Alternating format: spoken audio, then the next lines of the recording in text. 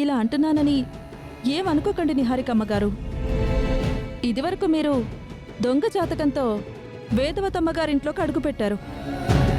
ఇప్పుడు ఈ మాయ కూడా ఏదైనా దురుద్దేశంతో కోడలు కావాలనుకుంటుందా అని మా అనుమానం.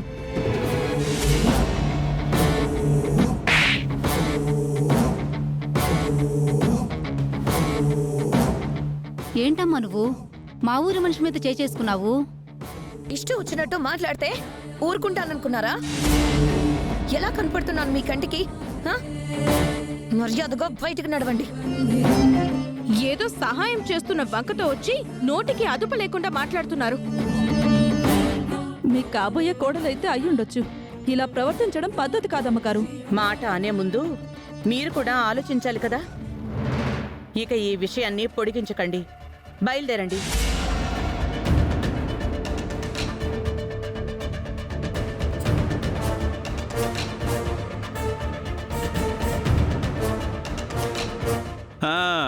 అమ్మవారు ఏది ఉంచుకోదు, ఇంతకింత తిరిగిచ్చేస్తుంది.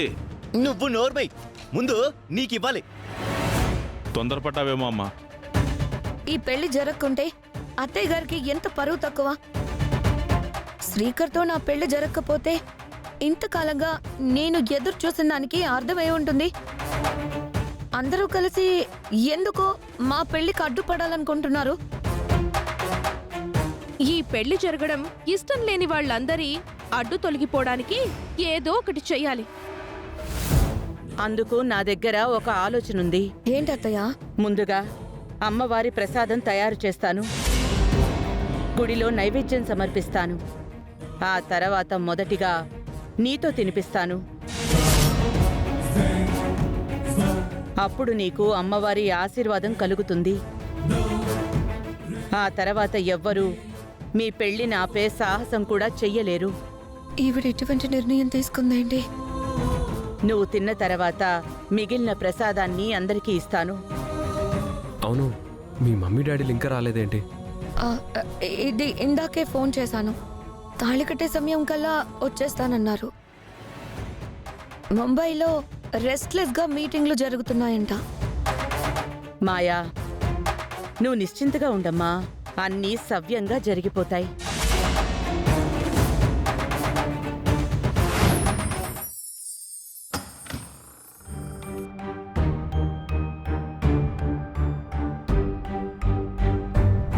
అక్కడ కూర్చుందురా. ముందు అమ్మవారి దగ్గరికెళ్ళాలి, రా.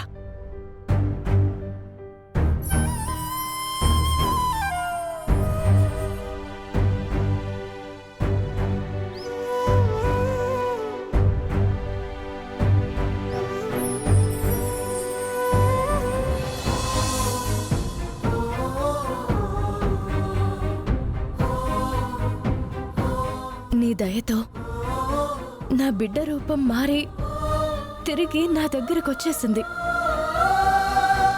ఇంతకాలం మారు రూపంలో ఉండడం వల్ల దూరంగా ఉన్నట్లు అనిపించింది.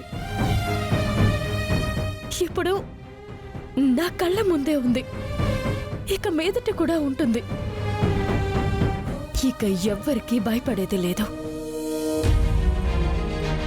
నా బిడ్డ మలినమని ఆ నిహారిక వాగిన తప్పుడు సంతానమని నా అత్త వేధించిన అక్రమ పుట్టుకాని నా అత్తారిల్లు హేళనగా మాట్లాడినా ఎటువంటి మాటలకు నేను నొచ్చుకోను.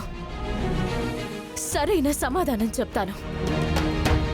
మా మధ్య ఉన్న ఎడబాటు తీరిపోయింది. ఇక మీదట తల్లే బిడ్డలను ఎవ్వరూ వేరు చేయలేరు. అమ్మ అయితే పంతం పట్టి నన్ను అక్షయగా మార్చుకుంది, కానీ నేను మరికొన్ని రోజులు అజ్ఞాతంలోకి వెళ్ళిపోవడమే మంచిదనిపిస్తోంది. అది అమ్మకు అర్థమయ్యేలా చెప్పు తల్లి.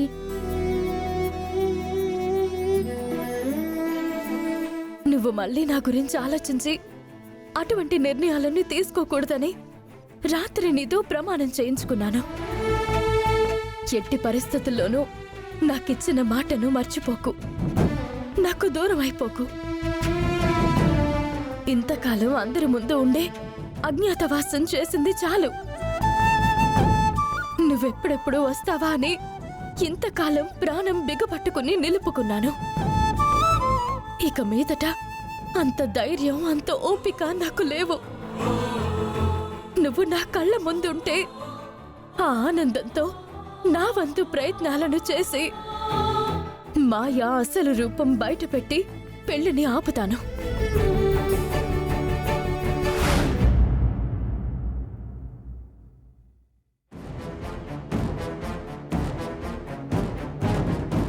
అత్తయ్య, ఏంటమ్మా? అవని ఇంకా రాలేదు. మన చెడుని కోరుకునేవారు మనకి దూరంగా ఉండడమే మంచిది. వారి రాక గురించి మనం ఎదురు చూడకూడదు. కానీ తన రాక మనకు అవసరం కదా. పెళ్లిలో తన మెడ నుంచి మంగళసూత్రం తీసిన తర్వాతే కదా శ్రీకర్ నాకు మంగళసూత్రాలు కడతాడు. మన ఒప్పందం అదే కదా. చివరి నిమిషంలో రాకుండా ఆగిపోతే మనకి ఇబ్బంది కదా.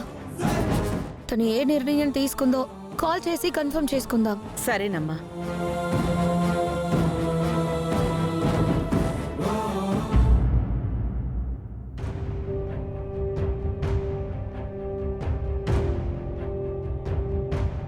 నీడలో ఉన్నంతసేపు బాధ్యతల గురించి, చదువు అయ్యేంత వరకు సమాజం గురించి, కష్టం వచ్చేంత వరకు జీవితం గురించి తెలియదన్నట్టు అవన్నీ పూర్తిగా దూరం అయ్యేంత వరకు నీకు బంధం గురించి తెలీదు.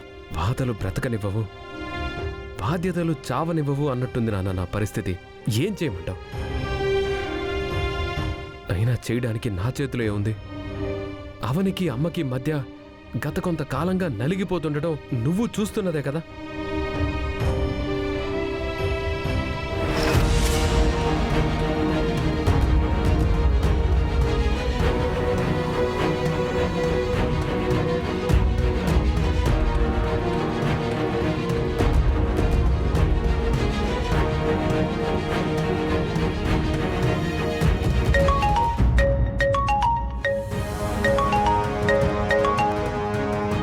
చెప్పండి అత్తగారు. నన్నలా పిలిచే అర్హత నీకు మరో 2 రోజులే. అయ్యో అత్త, అలా అని నువ్వు అనుకుంటే ఎలా చెప్పు? ఎందుకు చేశానంటే, చెప్పు చెప్పు. నువ్వు చేసుండవు, ఆ మాయలది చెయ్యమనుంటుంది. ఎల్లుండే పెళ్లి. తెలుసుగా. నువ్వు మాటిచ్చిన ప్రకారం అమ్మవారిని ముక్కు పుడకని తీసుకుని రావాలి. గుర్తుంది కదా? Sure sure. అంతేకాదు, అందరి సమక్షంలో మంగళసూత్రాల్ని తీసేయాలి.